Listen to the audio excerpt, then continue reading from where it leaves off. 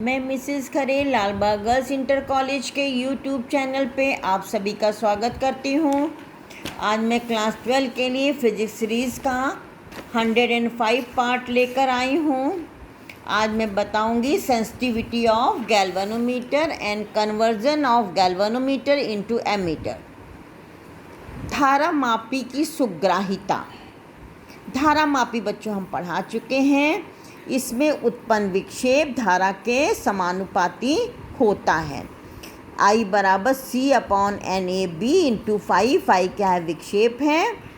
I धारा है, C जो है कमानी का ऐठन्यतांक है, N number of turns in coil, A जो है एरिया और B क्या है, चुंबकीय क्षेत्र।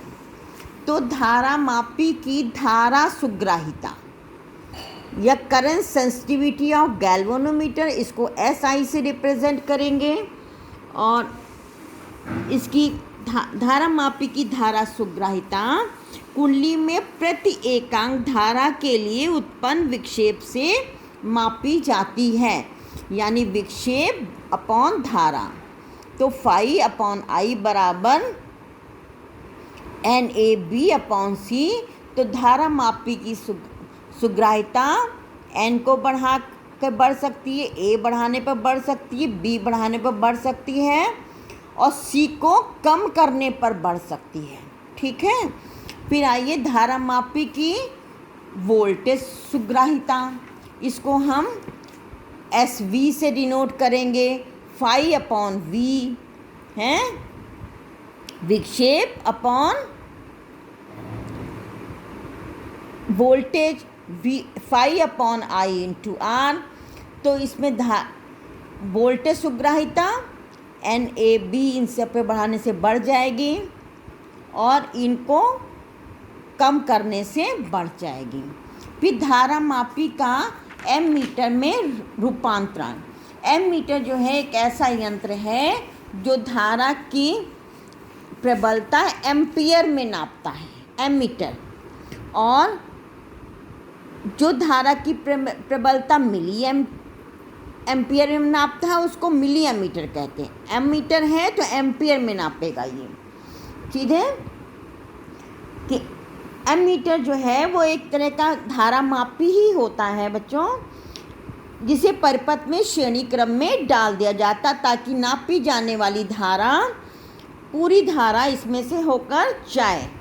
एमीटर में उत्पन्न विक्षेप एमीटर से होकर जाने वाली धारा की माप देगा।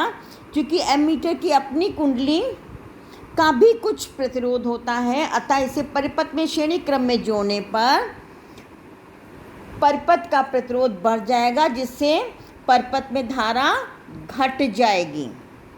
अतः एमीटर द्वारा पढ़ी गई धारा का मान उस धारा से के मान से कम होगा जिसे नापना था।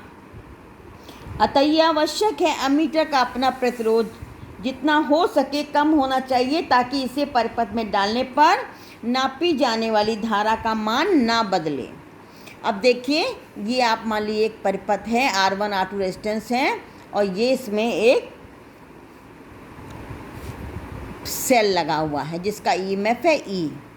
अब इसे एमीटर मैंने मान लीजिए पहले नहीं लगाया था, नापने के लिए नहीं लगाया, तो धारा कितनी बहेगी, E/R1 + R2।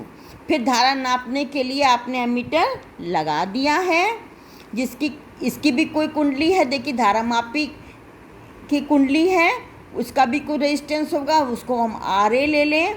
अब जब उसको श्रेणी क्रम में डाल दिया है नापने के लिए, तो क्या होगा, अब धारा I' बराबर E/R1 + R2 + RA। अब रेजिस्टेंस क्या होगा, ये भी श्रेणी क्रम में जुड़ जाएगा, इसकी कुंडली का रेजिस्टेंस भी जुड़ जाएगा। अब धारा I' ये हो गई। अब धारा एक्चुअल धारा ये थी, धारा मापी जब कनेक्ट कर दिया, मीटर कनेक्ट कर दिया, तो धारा ये हो गई। तो I माइनस ये I' ये आ गया आपका। ये आप सब वैल्यूज़ रखने पे E/RA/R1 + R2, ये LCM लिया है हमने, upon into R1 plus R2 plus RA, ठीक है, I माइनस आई डैश। तो I माइनस आई डैश यानी ये धारा का अंतर ना हो तो ये 0 हो, तो क्या मतलब RA टेंस टू 0, यानी एमीटर की अपनी कुंडली का रेजिस्टेंस क्या होना चाहिए, 0। आदर्श एमीटर के लिए एमीटर की अपनी कुंडली का रेजिस्टेंस क्या होना चाहिए, 0, ठीक है। अब देखिए, लेकिन वास्तव में ऐसा संभव नहीं है, तो क्या होगा, RA का मान R1 प्लस R2 की अपेक्षा बहुत कम होगा, तब जो है R डैश बराबर I होगा, R डैश बराबर I होगा। तो जो आपका पावेटेड टाइप जो है धारामापी को ही एमीटर के रूप में प्रयुक्त किया जाता है। इसके समांतर क्रम में एक कम प्रतिरोध का तार डाल देते हैं जिसको कहते हैं शंट।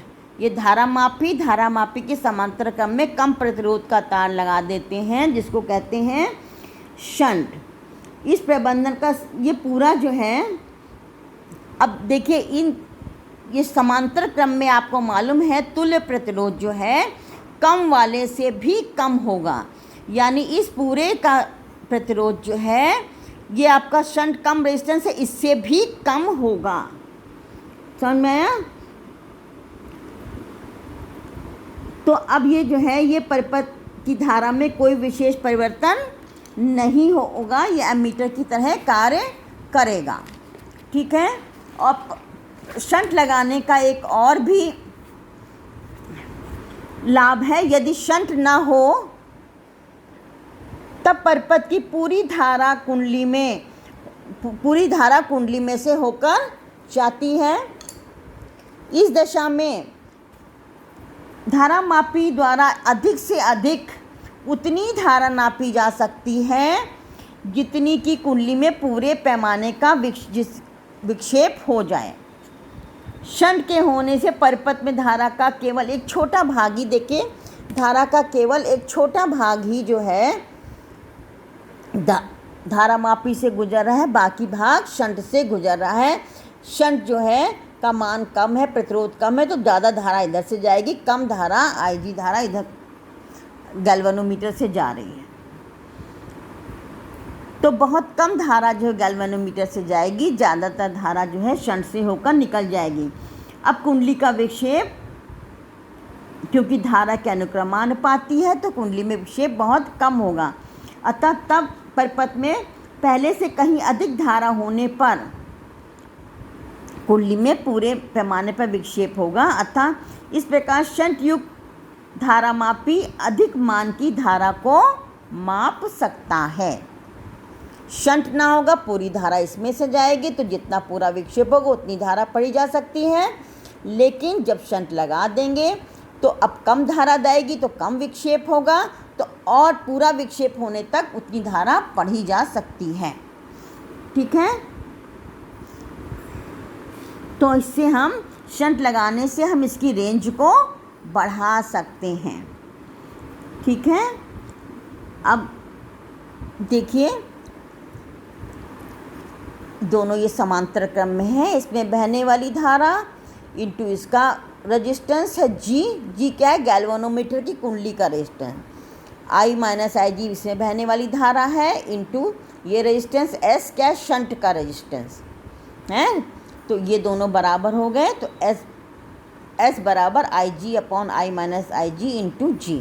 अब देखिए एक उदाहरण देखिए कि कैसे हम इसकी रेंज को बढ़ा सकते हैं। किसी धारामापी की कुंडली 1 एम्पियर की धारा से पूरे पैमाने का विक्षेप हो जाता है, इसे 10 एम्पियर की परास वाले एमीटर में बदलने के लिए ऐसा शंट होना चाहिए जिसमें परिपथ में 10 एम्पियर की धारा होने पर कुंडली में धारामापी कुंडली में केवल 1 एम्पियर की धारा प्रवाहित हो जाए, शेष धारा शंट से होकर निकल जाए। तो देखिए IG बराबर 1 एम्पियर से पूरे पैमाने विक्षेप हो रहा है, I बराबर 10 एम्पियर तक पढ़ने वाला बनाना है।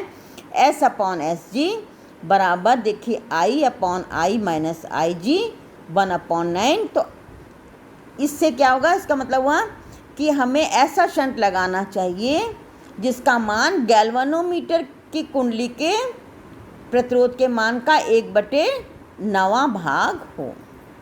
तो शंट का प्रतिरोध धारामापी की कुंडली के प्रतिरोध का 1/9 भाग होना चाहिए। इससे हम धारामापी की रेंज को बढ़ा सकते हैं। आज के लिए बस इतना ही, मिलते हैं नेक्स्ट पार्ट में।